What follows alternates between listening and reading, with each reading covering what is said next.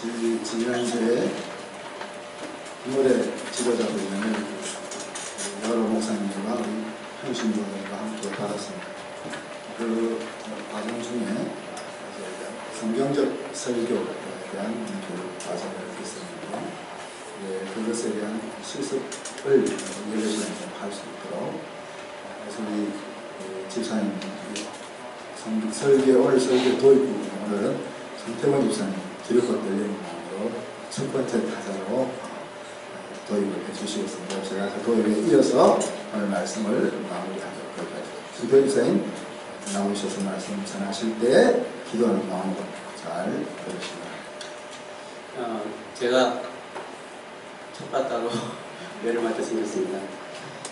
저희가 7월 초에 디모데 훈련을 3사 과정을 했는데, 그때 4과정이 설교하기고 그 4과정을 실습을 이제 하게 돼 있습니다. 그래서 실습하는 목사님께서 설교 때 간단하게 도입부 하고, 또 저희가 몇 가지 실천할 사항을 썼거든요. 그거 하고 나서 다음번 제가 디모데 훈련 때 또 그걸 발표하게 되었습니다. 그래서 제가 오늘 기양하는 거 첫 번째 메일 받겠다고 제가 용감하게 나섰습니다. 여러분이 저도 뭐 이렇게 나와서 설교하는 거는 처음이니까 그냥 평신도의 마음으로 많은 걸 기대하지 마시고 같이 은혜 받는다고 생각하시고 그러셨으면 감사하겠습니다. 제가 시간 배당은 딱 10분이에요. 지금 40분 같은 50분까지 시간은 정확히 지켜서 해보도록 하겠습니다.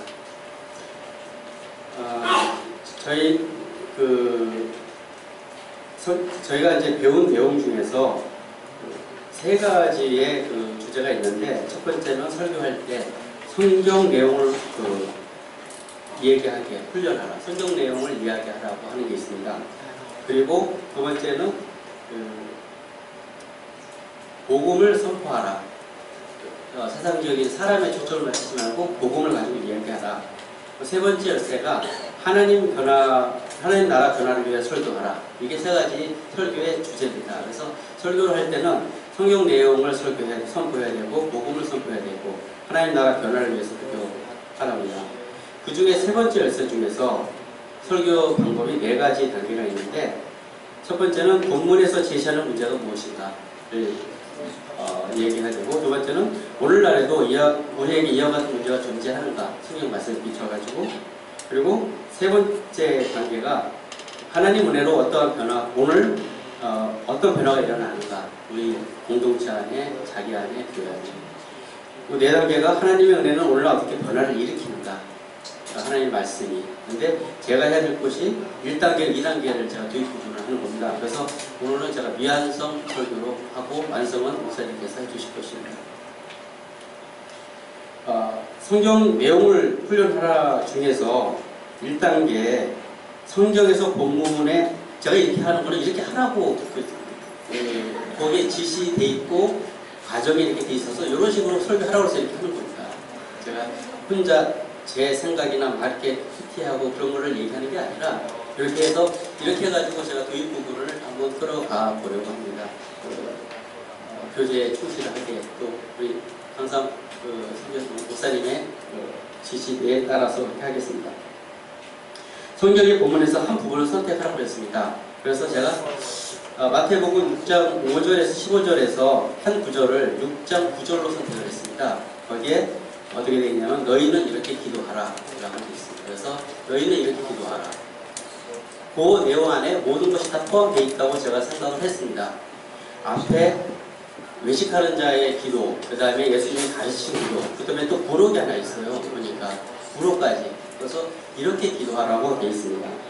두 번째, 성경 내용을 선포할 때에서 두 번째 단계에서는 본문에서 중심 개념을 찾아서 기록하고 전하라고 했습니다. 그래서 중심 개념을 찾아봤습니다. 한번 같이 성경을 보시는 것 좋을 것 같습니다. 마태복음 6장 5절에서는 회당과 큰 거리, 어디에서 서서 기도하기. 6절에서는 골방의 은밀한 중에, 그 다음에 7절에서는 중원, 부원, 8절에서는 너희 아버지께서 아시는 일입니다. 여기까지가 이 도입 부분의 그 첫 번째 부분이라고 생각했습니다. 그 다음에가 이제 우리가 잘 알고 있는 주기도문입니다.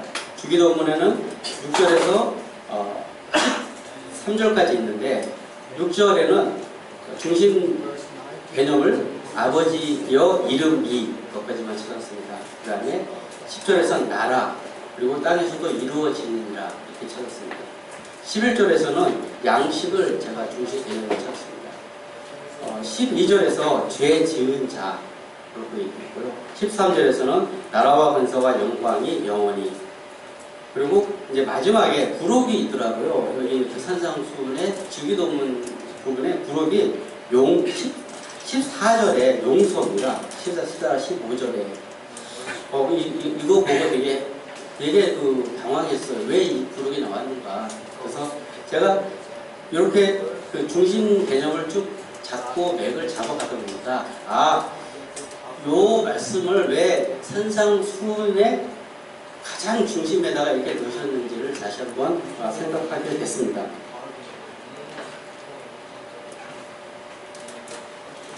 그래서 오늘 그 중심 성경 구절은 그래서 너희는 이렇게 기도하라. 그래서 요 내용을 가지고 진행을 하도록 하겠습니다. 벌써 한 4분 전입니다. 6분 안에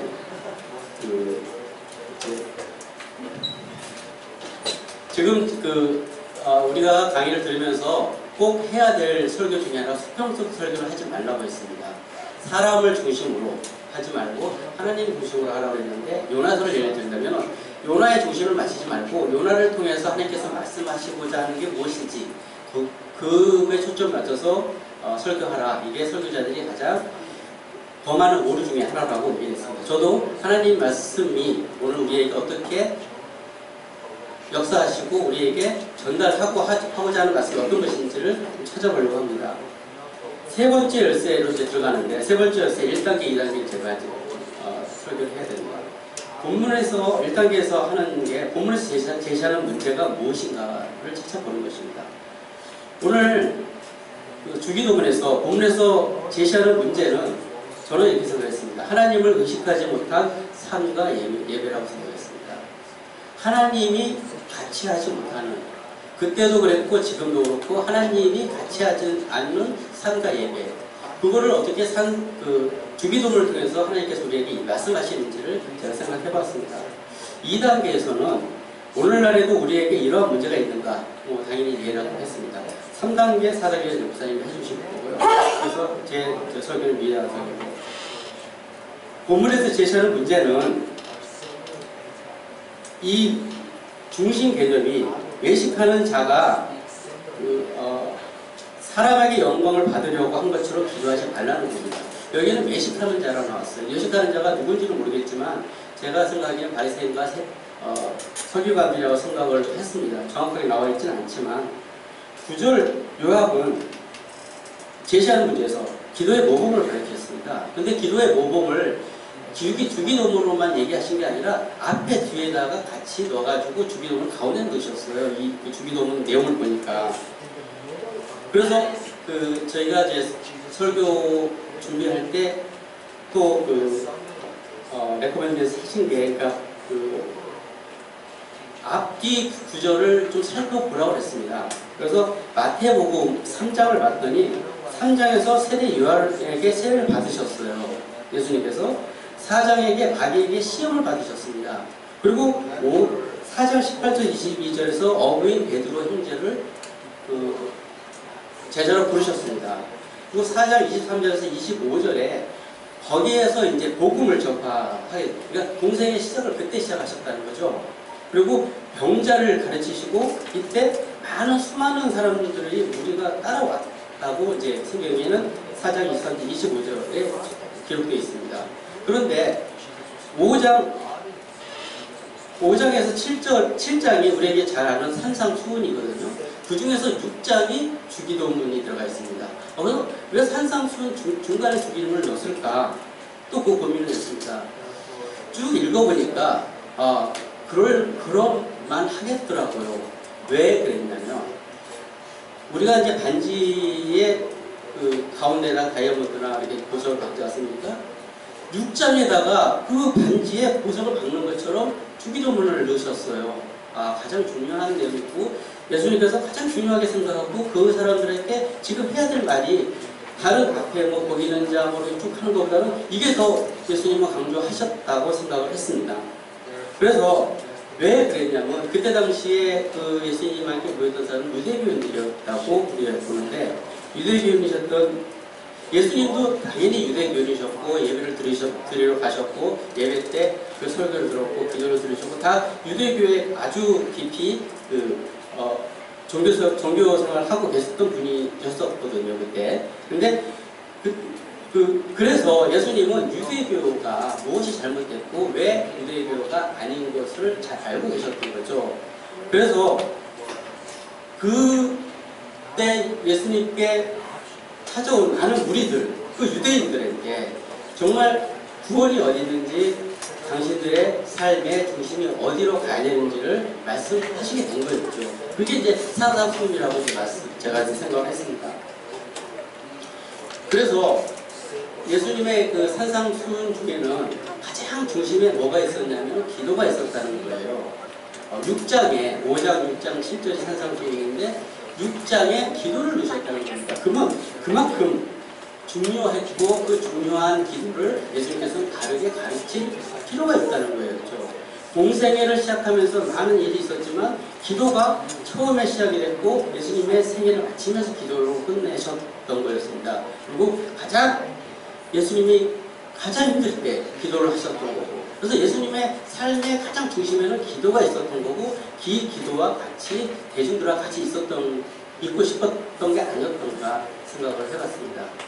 경제를 고치거나 제자를 부르거나 말씀을 가르치거나 여러 가지 하는 것들 중심보다 먼저 가야 될 것은 기도라고 말씀하셨다고 제가 깨닫고 있었습니다. 그런데 산상수훈을 6장을 보다 보니까 이게 겉면의 말씀이 아니더라고요. 쭉 말씀의 어조를 보면 5절에 6절에 보면 제가 말씀을 읽지는 않겠지만 명령적으로 말씀하세요. 권고하거나 이렇게 했으면 좋겠다가 아니라 이렇게 해라라고 말씀을 하십니다. 그래서 우리가 이 기도는 주님께서 명령하는 것이다. 그래서 우리가 명령을 따라야 되지 않겠느냐. 그리고 기도의 중심에는 항상 하나님이 있다는 것을 제가 알게 됐습니다. 그때 당시에는 기도를 종교적인 생활을 바리새인과 서기관이 독점하고 모든 종교의 리드를 그 사람들이 해왔지만 이제는 대중들한테 얘기할 때 너희가 그 사람들이 아니라 너희가 자신이 직접 주님께 가야 된다라고 말씀을 하고 계신 겁니다. 6장 5절 8절에서 외식하는 자, 제가 중심 개념을 말씀드렸는데 그들은 자기가 무엇을 말하는지도 모르고 중언부언한다고 했습니다. 외식하는 자의 특징이 중언부언이라고 성경에 말씀드렸는데 중심이 없다는 거죠. 왔다 갔다 하는 거죠. 대중에 따라서 대중만 바라보니까. 그리고 그래서 그들은 말이 많아지지 않았을까. 그들을 따라가니까 그렇게 생각했습니다. 그런데 6장 9절 13절이 주님께서 가르치신 주님께서 말씀하신 주기도문인데 거기에는 대중이 없어요. 여기에는 하나님의 절대적인 주권만 강조되어 있습니다. 그래서 제가 중심 보려면 아버지의 이름이 아버지만 나와 있거든요. 6장 9절에 나라도 아버지입니다. 그리고 땅에서도 아버지의 나라가 땅에 이루어지는 겁니다. 아버지의 나라입니다. 양식 우리한테 없다는 거죠. 주님께서 주신다는 거죠. 아버지입니다. 12절에 보면 죄 지은 자를 사해주는 것, 그것도 아버지의 절대적인 주권이고 권한이라는 거죠. 너희가 못한다는 겁니다. 결국은 예수님께서 그렇게 하셨던 것처럼. 그리고 13절에 아주 바로 쳐놓고 나라와 권세와 영광 전부 다 아버지 거죠. 주기도문은 전부 다 아버지 겁니다. 사람에게 아무것도 없어요. 그 아버지의 것이 사람에게 왔다는 것입니다. 시간이 거의 다 돼서 그래서 제가 이제 또 고민이 하나가 마지막에 왜 부록을 넣는가. 분명히 죄 지은 자를 용서한 것처럼 주님께서 우리를 용서하셨는데 왜 14, 15절 보면은 너희가 사람의 잘못을 용서하면 너희 하늘의 아버지 너희 잘못을 용서하리니와 너희가 사람의 잘못을 용서하지 아니하면 너희 아버지께서도 너희 잘못을 용서하지 아니하시리라 그랬어요. 분명히 앞에서 얘기했었는데 왜 이걸 또 넣어가지고 결론을 줬어요? 구록을 만드셨어요. 그래서 왜 그러는가? 그래서 제가 생각하기에 예배의 선결 조건은 용서가 뒷받침되지 않고는 예배가 안 된다고 더 강조해서 얘기하는 것 같습니다. 형제 사랑 없이 하나님의 사랑이 실현되지 못한다는 것을 말씀하시고 있는 걸 강조를 하셨어요. 그냥 얘기하신 게 아니라 다 말씀해놓고 또 거기다가 넣어놓으셨더라고요. 그래서 결국은 형제의 잘못 용서하지 않으면 우리의 회개 기도를 듣지 아니하신다고 말씀하시는 겁니다. 우리의 기도가 중원 구원이라는 것을 다시 한번 얘기하시고 너희와 그들과 외식하는 자들과 별 차이 없다고 말씀하시는 것 같았습니다. 제가 이제 정확한 성경 답장 아니기는 잘 모르겠지만 하여튼 그렇게 생각했습니다. 그래서 우리가 이걸 바라볼 때 방향성을 제가 생각했습니다. 우리의 초점이 어디로 향해져야 하는가? 당연히 주님께로 향해져야 되겠죠. 6장 6절에 골방을 생각해봤습니다. 그리고 은밀한 중에 기도하라고 했습니다. 그래서 제가 나의 골방이 어디고 나는 어디에서 은밀함을 찾는가? 어디 한 장소에서 찾는 게 아니라 그래서 이거를 상황적인 개념이 아니라 개념적인 이해로 제가 받아들였어요. 골방의 개념은 나에게 어딘가?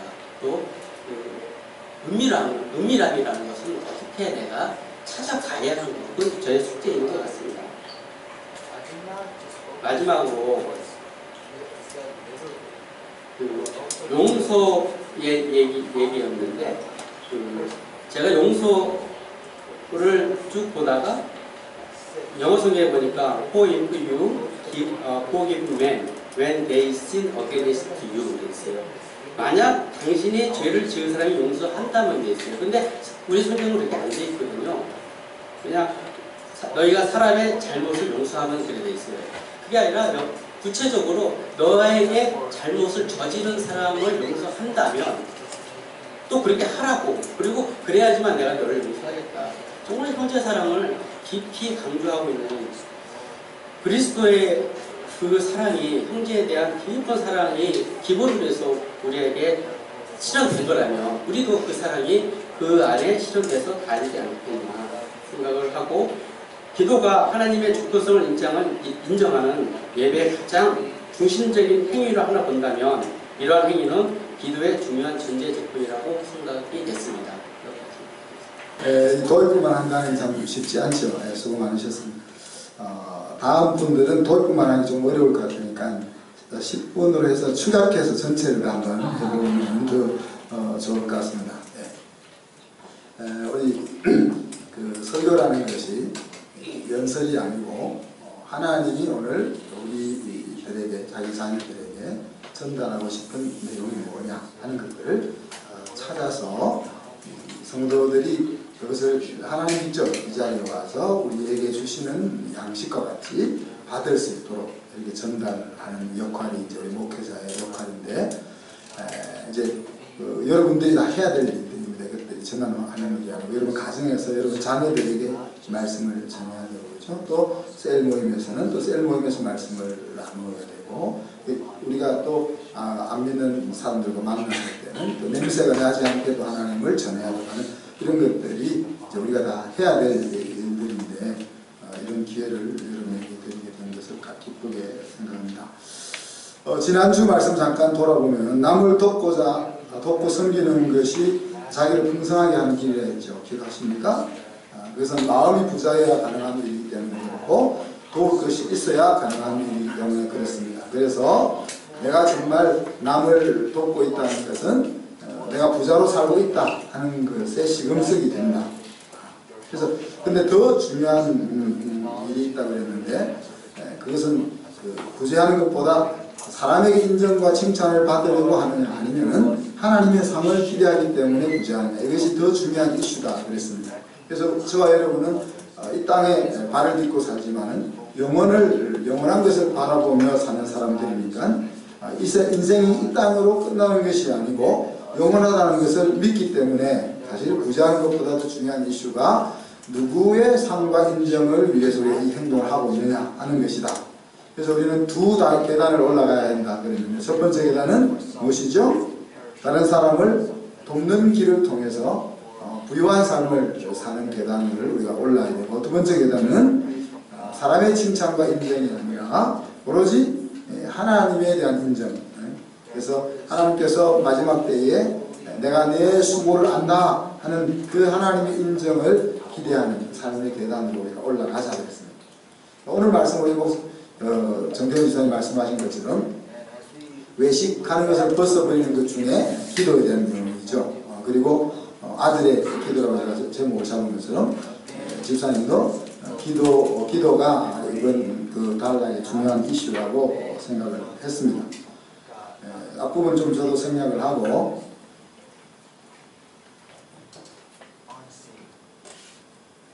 자, 그럼 여기서 이제 두 가지를 예수님께서 문제시 삼았지 않습니까? 중언부언하는 기도하고 광장에서 소리내서 남에게 보이려고 하는 기도에 대한 것을 문제시 삼았습니다. 그죠? 이것을 이제 문제시 왜 삼았느냐 하는 것들을 생각하면서, 그러면 우리의 기도가 기도인지 하는 것들을 좀 짚고 넘어갔으면 좋겠습니다. 앞에서 예수님 문제를 삼은 이유는 그렇게 하면은 기도가 아니다는 거예요.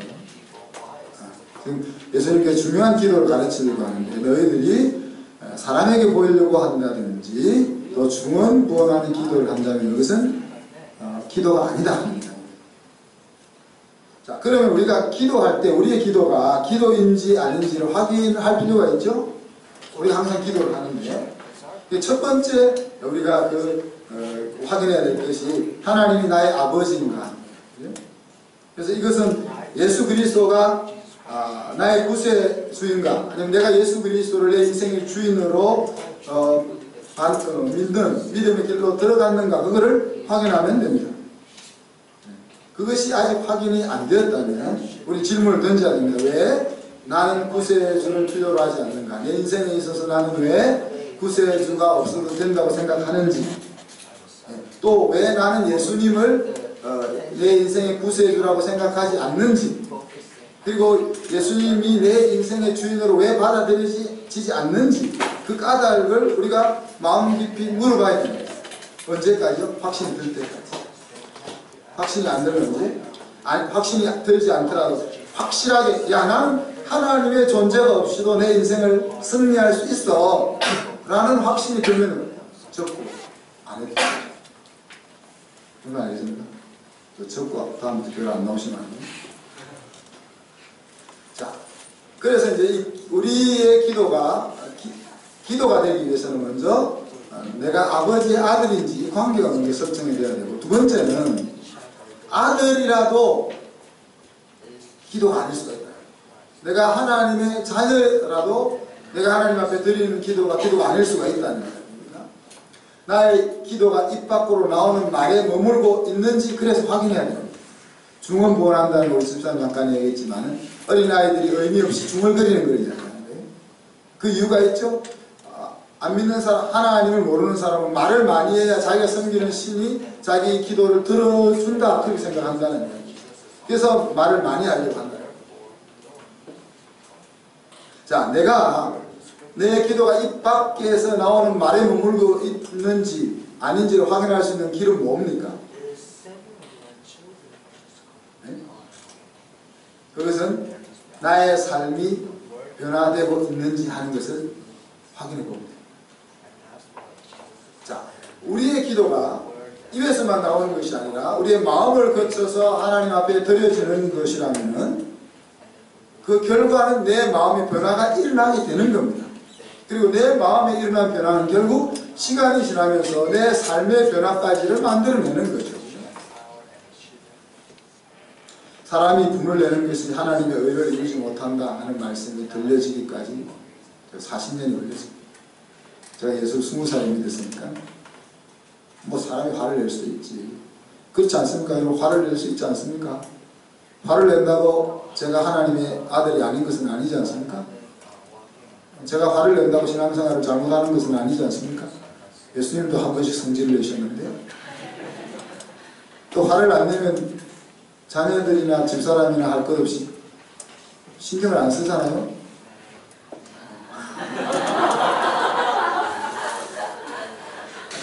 그래서 이 말씀이 내 귀에 안 들렸다는 것이 아니고 내 눈에 안 보였다는 것이 아니고 정말 이 화를 낸다는 것이 하나님이 계획하고 목적하고 있는 것을 이루는 데는 도움이 안 되는구나.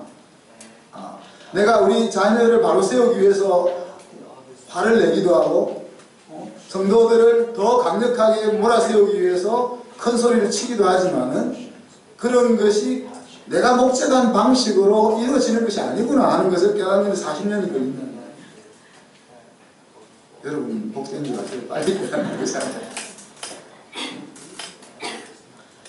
자, 그래서 이거를 내가 그래서 말씀을 따라서 분내지 않기를 마음을 담아서 그 마음을 거쳐서 기도하면은 어떻게 돼요? 내가 소리가 막 올라올 때, 야, 너 왜 소리를 크게 지르지? 하는 생각이 가슴속에 떠오르는 거죠. 가슴속에 안 들어오면 우리 집사님, 여보 소리가 올라가네? 그렇게 하는 거죠. 그렇게 점점 분내는 횟수가 줄어들고 시간이 지나면 여러분 이제 10년쯤 지나면은 목사님 왜 저래? 목소리가 작아. 성질도 안 내고 쏙쏙 답답해 죽겠네. 우리가 해야 될 말 안 해주시고 이런 이야기를 듣게 안 되겠어요? 기대가 아직 안 되는 거죠. 자, 예수님을 믿어 하나님의 아들이 된 후에 정말로 아들로 살고 있는지 확인할 수 있는 시금석이 아까 우리 정정희 사님 말한 14절 15절. 그래서 기도할 때 그 이야기를 기도하고 전혀 상관이 있는 이 말씀을 집어넣은 거예요. 14절 15절이 무슨 말입니까? 용서하라는 얘기입니다. 용서하라는 얘기예요. 네가 주변 사람의 잘못을 용서하고 있느냐 하는 것이 저와 여러분은 이제 법정적으로는 하나님의 아들 딸입니다. 우리 예수 그리스도를 내 인생의 주인으로 받아들였기 때문에 하나님을 우리를 보실 때 너는 내 아들이고 내 딸이다 그렇게 인정을 해주십니다. 그러나 하나님이 인정해 주는 거하고 내가 지금 하나님의 아들로 살고 있느냐 하나님의 딸로 살고 있느냐 하는 것은 다른 거예요. 그래서 여기서 나에게 부당하게 행하고 있는 그 형제, 그 자매, 그 사람을 용서하고 있다 하는 것이 내가 정말 하나님의 아들로 딸로 살고 있는지 하는 것을 가늠할 수 있는 시금석이 된다는 거예요. 그래서 에베소 4장 32절에 보면 서로 친절하게 하며 불쌍히 여기며 서로 용서하기를 하나님 그리스도 안에서 너희를 용서하신 것 같이 하라. 여기서 용서해야 될 근거를 예수님이 말씀하시기에 뭡니까? 상대방이 있는 것이 아니다. 내가 나에게 잘못한 사람을 용서하는 근거는 그 사람이 뉘우치고 죄송해요 라고 말하기 때문에 용서하는 것이 아니다. 하나님이 나를 용서해 주신 것이 내가 다른 사람, 나에게 해를 끼치는 사람을 용서해야 되는 근거가 된다는 이야기입니다. 상대방이 용서받을 사람으로 바뀌는 것과 상관없이 우리는 용서하는 것이다. 그래서 우리가 용서한다는 것은 하나님의 용서가 그만큼 나에게 감격적으로 경험되어지고 있다 하는 것을 의미하는 것이고 또 용서하라고 하시는 그 하나님을 인정하고 있다는 것을 뜻합니다. 왜? 내 성질로는 용서 못하니까. 그렇지 않습니까? 지금 나에게 칼을 들이대고 있는데 그 사람에게 용서할 마음이 우리 속에 생길 수 있냐는 거예요. 그럼에도 불구하고 우리가 믿음으로 용서하는 것은 내 마음과 내 살 의식은 용서하지 말라고 하지만은 그러나 내 의식보다 하나님의 말씀, 하나님의 말씀이 더 나를 붙잡아 당기고 있다는 것이 내가 하나님의 아들로 딸로 살고 있는 증거가 된다는 거예요.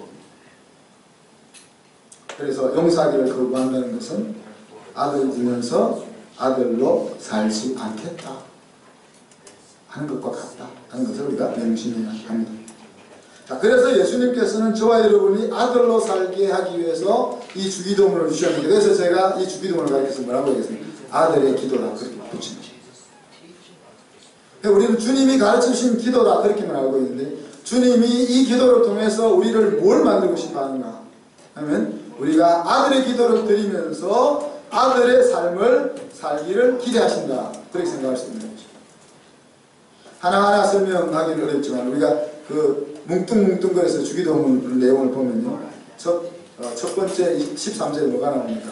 하나님의 영광이 우리 마음에 담겨. 이 기도를 마음에 담아 드릴 때 우리의 마음속에는 뭐가 있습니까? 하나님의 영광이 있습니다. 또 우리가 이 기도를 마음을 담아 하나님 앞에 드릴 때 우리의 마음에는 하나님의 나라가 있습니다. 또 필요를 공급하시는 하나님이 우리의 마음에 있습니다. 어떤 죄를 지어도 용서하시는 하나님이 우리 마음속에 있습니다.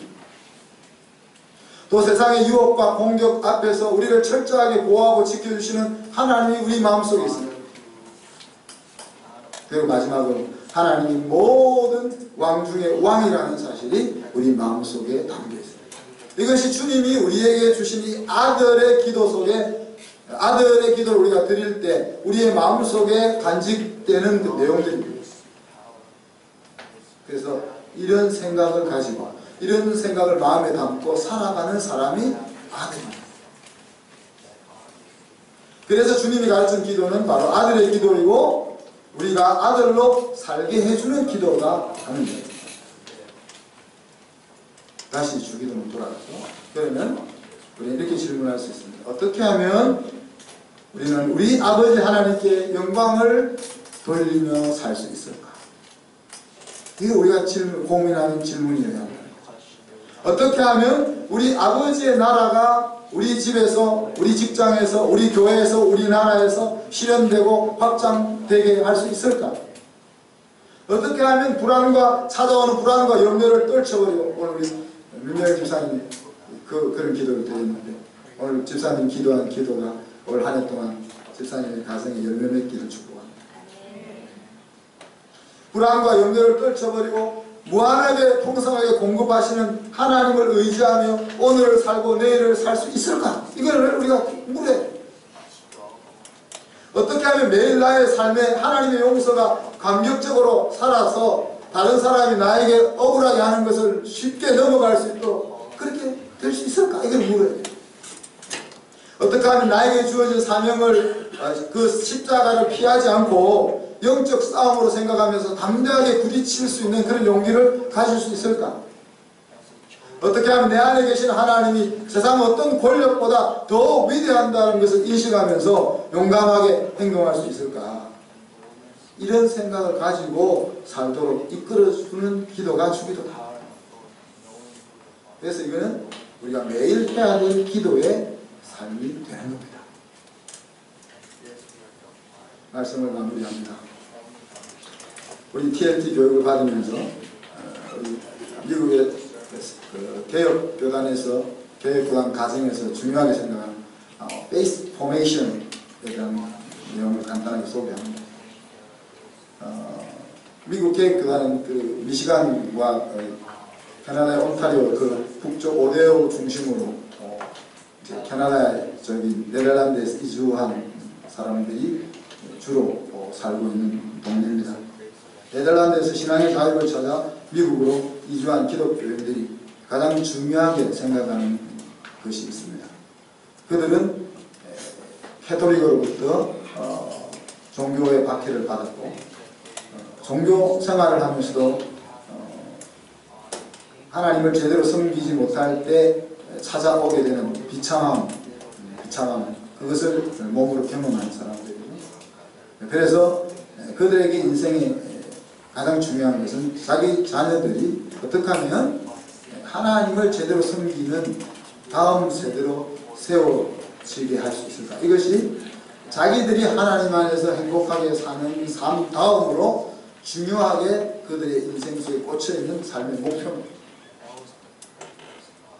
바르지 않은 종교 안에서 인생의 비참함을 몸으로 겪었던 부모들은 그들의 교회를 통해서 추구하고자 하는 것이 바로 자녀들이 하나님을 바로 알고 믿고 능력 있는 삶을 살 수 있도록 그 믿음의 유산을 물려주는 것을 가장 중요한 삶의 이슈로 여긴다.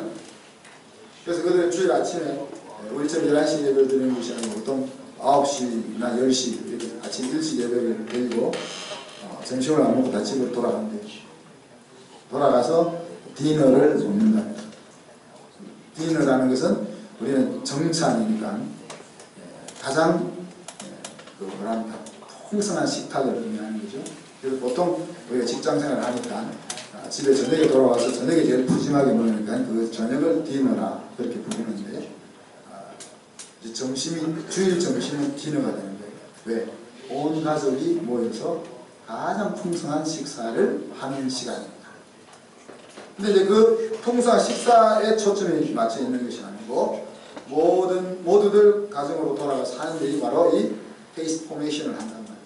밥을 먹으면서 오늘 우리 주기도에서 이야기했던 것처럼 오늘 우리 가족들이, 우리 아들, 딸들이, 또 우리 와이프가, 우리 신랑이 세상에서 살아가면서 경험했던 그 세상의 유혹과 도전과 부조리와 여러 가지 앞에서 성경 하나님의 말씀은 어떻게 이야기하고 있는지를 서로 끄집어내고, 그렇다면 우리는 이러한 도전 앞에서 어떻게 살아가야 할 것인지를 이야기하는 거예요. 근데 이것이 우리가 교육, 이런 부모가 야 얘들아 너는 이렇게 살아야 돼, 아빠를 닮아서 엄마를 닮아서 이렇게 신앙생활을 해야 돼, 이렇게 가르치는 것이 아니고 우리가 직면한 사회 현실이 어떠하고 그 사회 현실을 하나님의 말씀은 무엇이라고 말하는 것을 이야기한 다음에 그럼 너희들은 이 상황 속에서 어떻게 행동해야 될 거냐, 그 아이들의 이야기를 듣는 거예요. 아빠는 이 상황 속에서 이렇게 행동할 거야, 당신은 어떻게 할 거야. 이 나눔의 과정이 바로 페이스 포메이션이에요. 우리가 가정에서 우리 자녀들을 향해서 신앙생활 이렇게 하라 저렇게 하라 뭘 말 안 하는 사람이 어디 있겠습니까? 그것이 나쁘다는 것은 아니에요. 근데 그렇게 한다고 해서 우리 자녀들이 그런 신앙을 가지게 되는 것은 또 별개의 문제예요. 그래서 중요한 것은 우리가 살고 있는 삶의 현장을 하나님의 말씀 앞으로 가지고 와서, 그러면 이 상황 속에서 우리는 어떻게 사는 것이 하나님의 아들의 삶이고 하나님 앞에 영광을 돌리는 삶이고 영원한 것을 추구하는 삶이고 미래가 있는 삶인지 하는 것들을 생각을 나누는, 마음을 나누는 그 시간이 우리 가정들에게 있어요. 그것이 있으면은 왜 걱정 안 해요?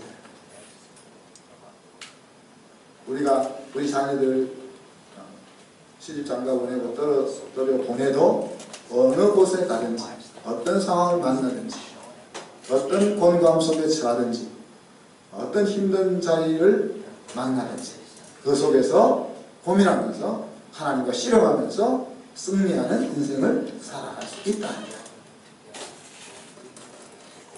그래서 미국의 대부분의 교단의 성도들이 오늘날 줄어들고 있는 그 상황 가운데서도 이 작은 교단, 미국에 한 25만 명밖에 안 되는 작은 교단, 그 교단의 성도 수는 줄어들지 않고 조금씩 늘고 있습니다.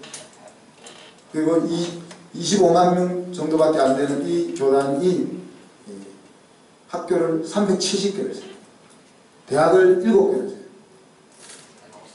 25만 명이 조그만 마을이잖아요. 우리 용인시가 100만입니다. 103만을 넘었습니다. 우리 수지구가 30만을 넘었습니다. 우리 수지구보다 작은 그 적은 수를 가지고 있는 조그마한 교단이 370개나 되는 초중고등학교를, 기독교 학교를 운영하고 7개나 되는 대학교를 운영하고 있다고 해요. 이러한 신앙적인 움직임은 우리 한숨교회와 한국교회의 미래를 위해 저는 좋은 교훈이 된다고 생각합니다. 그래서 저와 여러분도 내가 하나님 안에서 복되게 사는 삶을 회복하는 것을 최우선시하지만 그 다음으로는 세상에서 우리가 어떤 대단한 것을 이룰 것이냐 하는 것보다 더 집중해야 될 것이 내 자녀들을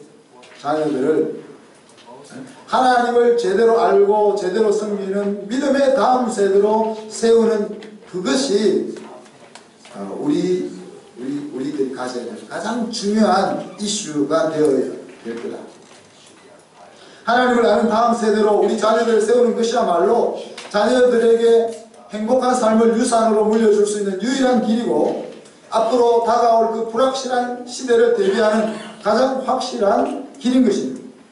그래서 여러분 각 셀에서 또 각 가정에서 오늘 주기도문이 제시했던 그 이슈들을 매주 생각하면서 나눌 수 있기를 당부합니다. 그리고 그 오늘 주일마다 말씀을 들을 때마다, 여러분이 말씀을 읽을 때마다 하나님께서 성령으로 여러분 마음속에 킹덤 체인지에 대한 생각들을 넣어줄 때 그 변화를 이루기 위해서 내가 무엇을 수고해야 되고 그것을 위해서 어떻게 기도해야 할지를 당부드리는 것입니다.